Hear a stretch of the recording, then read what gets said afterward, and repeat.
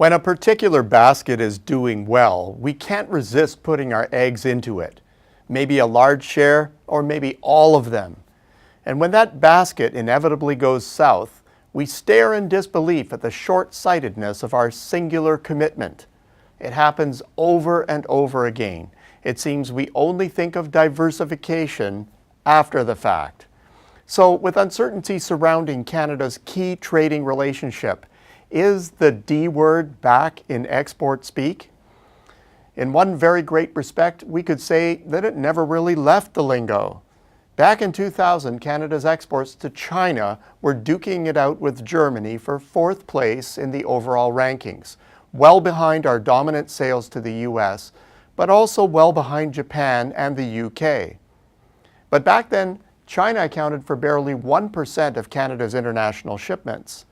A solid track record in the Chinese market has now vaulted Canada's export sales there to second place among all export destinations, with a comfortable lead on the third-ranking UK and fourth place Japan. It's a well-known story, but worth repeating. China's share of Canada's total merchandise exports has not only jumped up to 4.5%, but it continues to rise. But it is still just 4.5%, paling in comparison to the dominant US market. One look and many quickly lose a lot of interest. While impressive, it still seems too small to get too excited about. Given the risks and potential losses feared by a venture into China or the sheer cost of exploring and building business there, many Canadian exporters opt out. However, that decision usually ignores the fact that Canadian export sales to the US grew on average by 0.7% each year since 2000, while those doing business in China averaged 12% every year. Some industries did a multiple of that.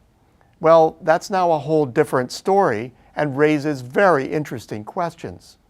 Try this one out for size.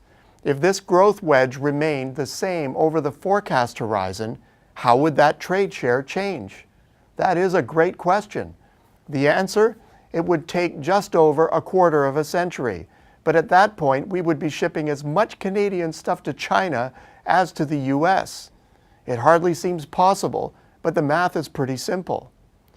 Now, some will rightly challenge the assumptions. In the middle of 2000 to 2017 timeframe, we had a massive global recession that affected US sales a lot more than our exports to China. Fair enough. Let's then go with a more reasonable growth trend. The wedge between growth in our US and Chinese exports is narrower, but still significant. Under this scenario, it would take about twice the time for China to become Canada's top overall export destination. Either way, it's a pretty staggering change in a relatively short time frame and strongly suggests that every Canadian exporter should have a China strategy. Is every a bit rich? Well, let's dive a bit deeper. Drawing again on the 17-year growth trend, Canada's wood products industry has just over 7 years before China is top customer. For refined metals, net of aluminum, it's 12 years. For processed meats, just above 12 years, and for seafood, 16 years. Moving a bit up the value chain, navigation, measuring, medical, and control instruments have 23 years until China is the dominant destination. And autos, yes, that most US-centric of our industries, just over 11 years. Now, in the latter case, and in that case only, growth is absurdly high, and from a very low base. So it is the only one on this list that is very unlikely to be realized. Still, it's useful as an illustration that in even our most US-focused businesses, there is a big shift in activity underway, and one that exporters of all stripes ignore at their own peril. Angst about the future state of our trade with the US has launched the diversification word back into day-to-day trade conversations in a way I haven't seen since the Great Recession. The China story is compelling, but when we consider that India is fast becoming a sort of next China and that there are other fast-growing emerging markets that we are increasing our trade with, as time goes on, Canada's trade heat map will undergo significant changes if we broaden our focus. The bottom line? Diversification isn't just talk. It's happening, and with dramatic results.